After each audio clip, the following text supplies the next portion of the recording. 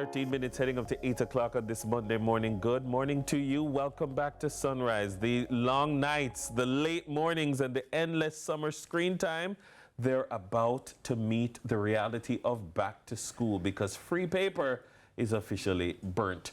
So how do you sharpen your child's brain, maybe even your own, for the new academic year? We have neurosurgeon and brain health expert Dr. Michael Condell with us this morning to share some practical tips on how to boost those brains. Doc, how are you? I'm fine, thanks. You are the doctor that so many young people want to be when they were young. Did you always, like, were you one of those kids who said, I want to be a brain doctor, I want to be a neuros, or did it come along the way in practicing medicine? Yeah, I actually did. You know, very early in high school, I realized that I like the sciences a lot, and I like people as well. So I put the two together and decided I wanted to do medicine. Right. And then going through medical school, I realized that my favorite subjects are like surgery and brain and the spine. So I put the two together. And you just gradually, you found your way there. That's right, I became a neurosurgeon. All right, so what I do around this time, I'm in the phase where I'm trying to reprogram my son, getting him ready for the new year. So I'm trying to reset his circadian rhythm and, you know, trying to prime his appetite for a particular time of the morning or a particular time of the day. It's not working yet, but is that all hogwash, or is there brain science to it? Oh no, there's absolute brain science to that, wherein it's just quite a challenge for the kids to transition from, as you mentioned, the long days of summer, just fun times, and then now to transition now back to the demands of scheduled school, homework and so forth. So it definitely requires an intentional resumption of the routines, and to be very, very consistent, for best results. All right, so let's start off with, for instance, getting them to wake up at a particular time.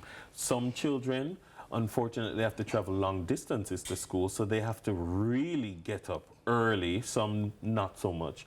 But you know what time, given the rhythm of your household, that the child needs to get up. How can you begin from now? How can parents begin from now to be priming their children to wake up at a particular time? Is there a set time that you recommend, given the number of hours of sleep they need to get, or is it that it's flexible?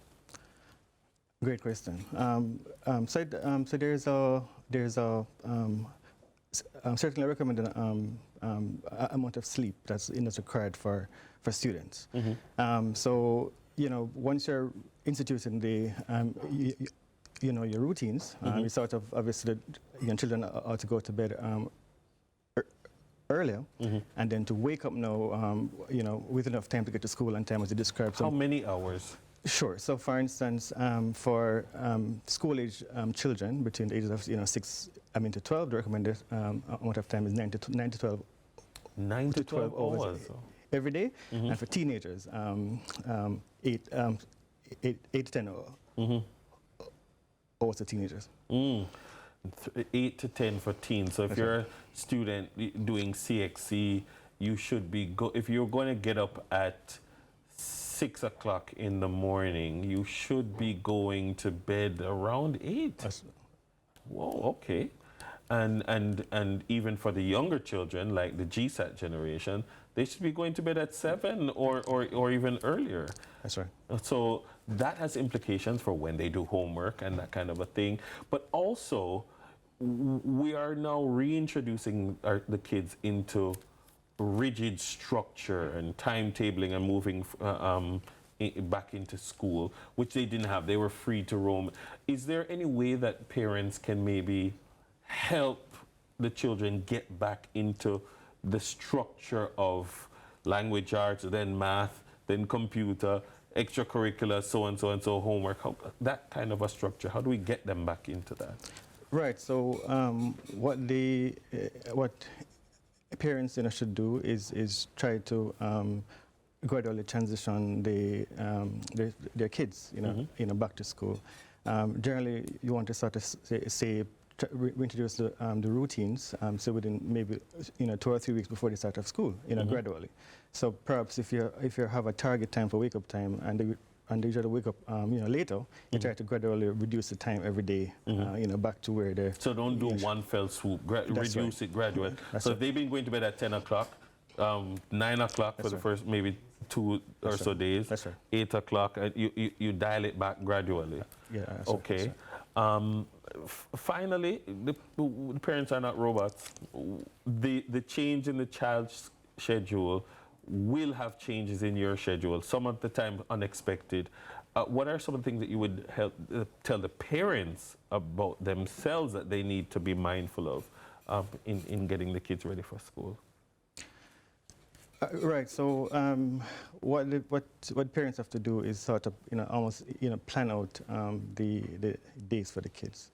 So so you have a map of the entire day. So you know what time is wake up time, what time the child. What you try to do is have a fixed routine.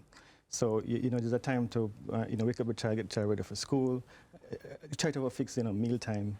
And of course, when school starts, when school ends, and if there's an extra curricular activity, and of course, try to obviously, be able to get the child, to where I need to go timely, so forth. So it's about planning, essentially. And one of the things about the routine as well, try to keep the routine on the weekends as well. Set actually. Keep the routine on the weekend as well, and it will help them set into it.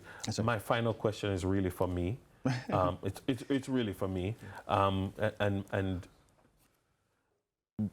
you're a neurosurgeon. Yes, fish head, it really make you bright? Should we be? I'm leading into a question about diet and things that we need to maybe give kids to make them bright. Fish head, like there's these whole old school ideas of things that we need to give the kids. Cod liver oil, drink the cod liver oil and make you bright. Are those things real? I don't really have any information on the fish head in particular, but certainly the cod liver oil, important thing with that is the omega-3 fatty acids. It's one of those key nutrients for the brain. So you're able to get that from fatty fish, like salmon, sardines as well. So those things are so there are foods that we as parents can be giving our kids to help their brain development then. That's right. And if they're in a particularly demanding period of their academic life, whether it's grade 5 and 6 or grade 10 and 11, then parents should be increasing this in the child's diet? So that's fine. That's a good idea, and the body works in a way where the body tends to absorb what it needs. So that's a good idea to increase those those type of foods in the diet that helps with brain function for sure. All right. My mother used to make us eat lots of fish head when we were going to do exams. Morning, Miss Joy. That was Dr. Michael Condell, neurosurgeon and brain health expert, with some brain boosting tips. But guess what? What else the brain needs? Food. Granduncle used to say, hungry picnic can't learn. And the fuel that you need will be inside the kitchen with some tasty ideas to power up the school day. Sunrise is going to be right back after these messages.